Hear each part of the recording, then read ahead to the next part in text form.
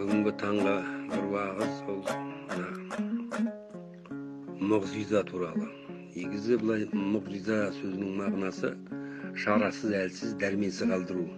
Оларды көбінесе және сенімсіздерді шарасыз қалдыруға Алланың қолданатын бір кереметтерін айтады да. Бірақ та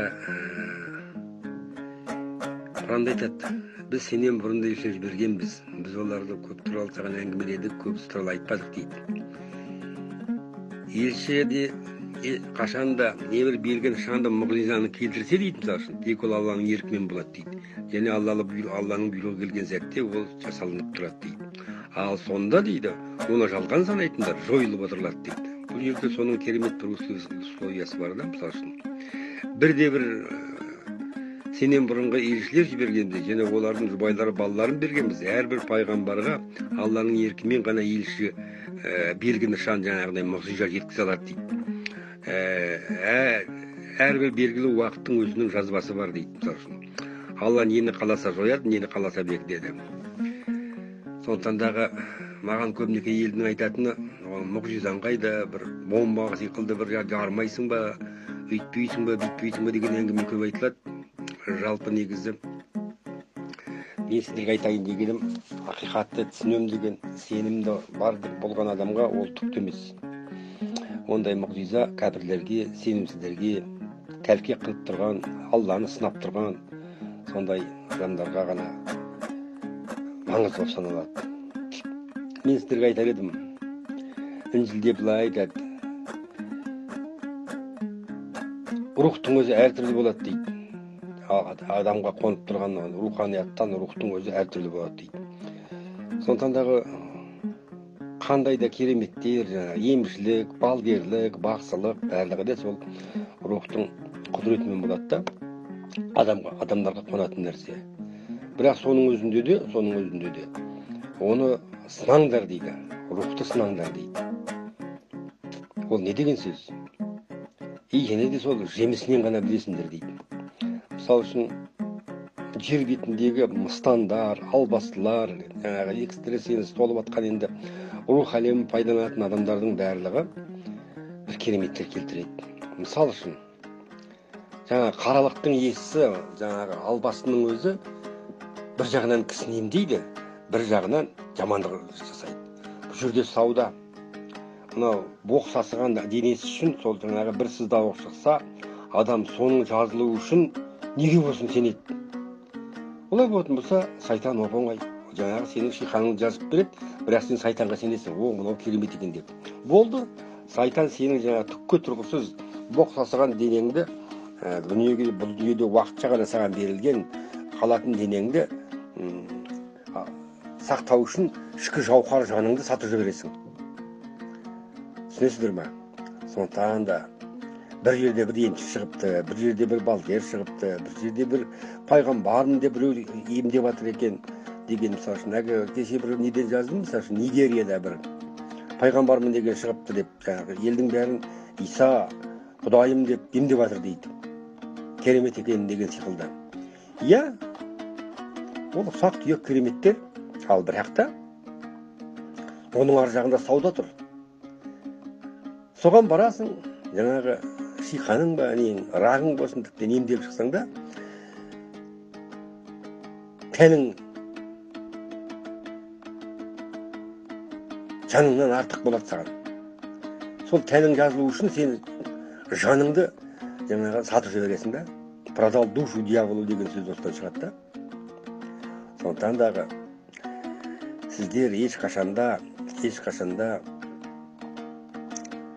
жай қарапайым пендешілік көзбен қараған нәрсеге сенбеңіздер. Өйткені әркімге сенімді Алла жүрегіне береді. Және де сенімді қабылдау үшін адамның бір жүздеген мыңдаған уағызшылар тыңдап, білім жинап, былықтыруда емес. Ол сенім деген жай кухняда жүрген әйелге де, жас сәбиге де, 90-да жатқан ақсақалға да беріледі Алладан. Бірақ оның барлығы бүкіл кітапты оқып, бүкіл уағызшыларды тыңдап жүріп жинаған сенім емес. Сенім деген Алланың сыйы. Ал енді жаңағындай көп оқығанды қазақ айтады, оқу өтіп кеткен дейді. Былайша айтқанда уже есіне ауысатындай жағдайда да ондай көп оқыған адамдар осы өзі не айтып не қойғанын білмей шатысады. Сондықтан дағы бұл әлгі бір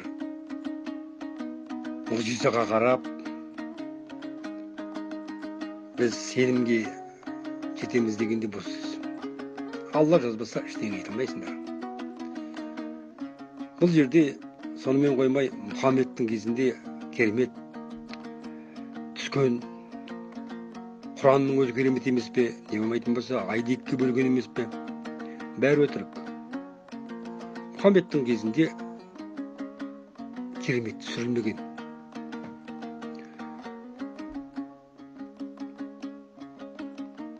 Құранда оны тікелей айтады. Мысалы үшін, Құранның 17-ші сүресінде айтады, мысалы үшін. Біз дейді, тек олардың алдында болғандар оны жалған санағандықтан ғана мұғжиза белгі жіберуден тартынамыз.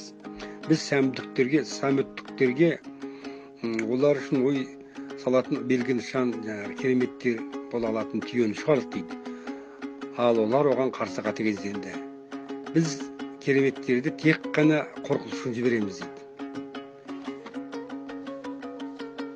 Олар айтыпты жаңа Мұхаммедке кезінде.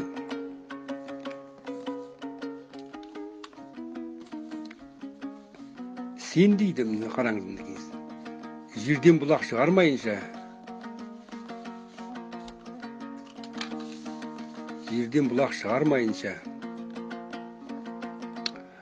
өзіңнің құрма ағаштарың не жүзім бақтарың, бауларың болмайынша, оның арасында кең арнаны сарқатқан су бұйырмайынша, біз саған сенбейміз дейді. Немесе өзің армандағандай көктем біздің үстеміздер кесек жаудырмайынша, немесе Алланы періштелер тобымен келмейінше, әлде сенің алтын мен көмкөл үйің болмайынша, сен көкке үрмелеп шықпайынша, әрине біз оған шығатынына да сенбейміз дейді. Егер де сен сол жақтан бір оқитын алатындай кітап түсірмейінше деп айтады да, сонда Алла айтады, өзімнің тәңіріме мадақ, мен тек қана ешке тағайындаған адам емеспін ба дейді. Мына жерде айтып тұрмын Мұхаммед. Мен тек қана адам емеспін ба? Мұғжиза менің қолымнан келмейді. Ол Алланың ғана қолынан келетін шаруа. Ендігі жерде мысалы үшін мұсылмандар Құранның түсуін мұғжиза дейді.